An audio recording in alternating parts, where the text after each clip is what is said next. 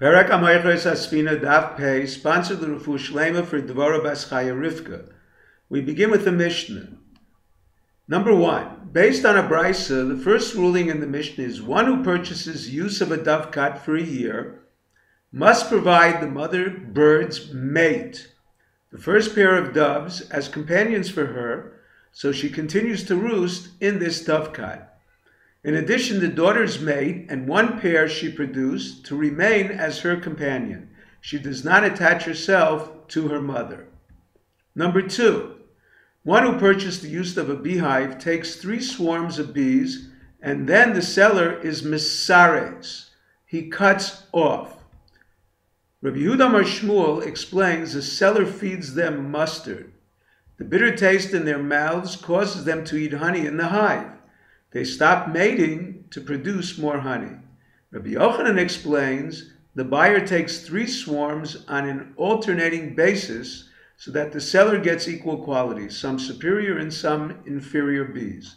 However, a brisa states they alternate after the buyer takes the first 3 swarms. The Rashbam decides in favor of the brisa. Number 3. If the sale was for honeycombs, the buyer must leave 2 behind to sustain the bees throughout the winter. The Gemara discusses whether honey is food in relation to the laws of Tumah. The law is something considered as edible is food and makabel Tumah, and it becomes tameh.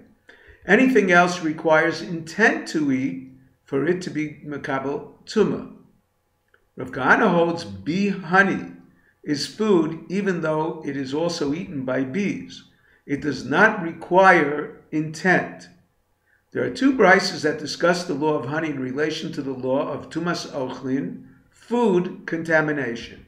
One brisa states that honey in a beehive is not food or drink. The other brisa refers primarily to the beehive, stating it does not become contaminated in its place. This could be explained in 2 ways.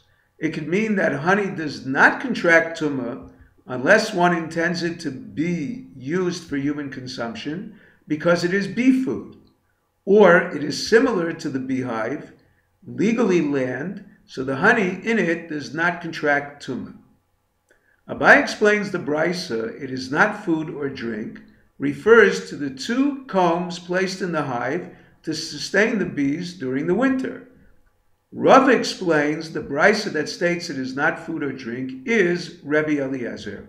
He holds based on the verse, Vayitbol osa biaras hadvash, Yonasan the son of Shaul HaMelech dipped his staff in honey and ate it.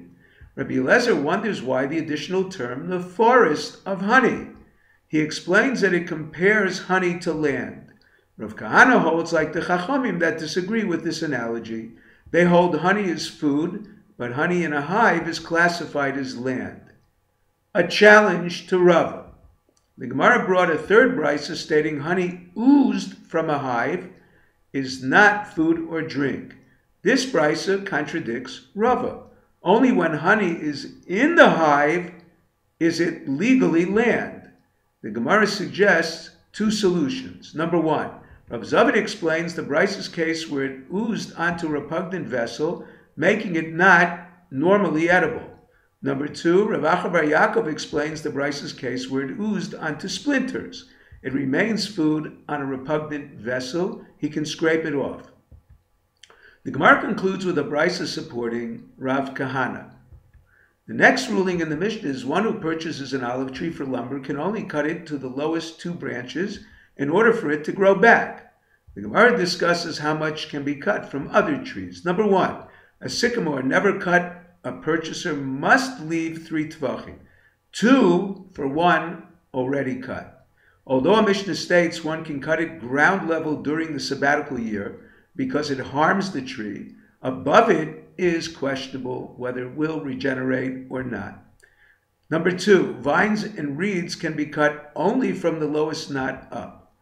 3, palms and cedars can be uprooted. They do not regenerate except for one kind of cedar. If you're enjoying Daf and 5, please click on the link below, subscribe, and become a sponsor. Have a Mo'adim L'Simcha, a good Moed.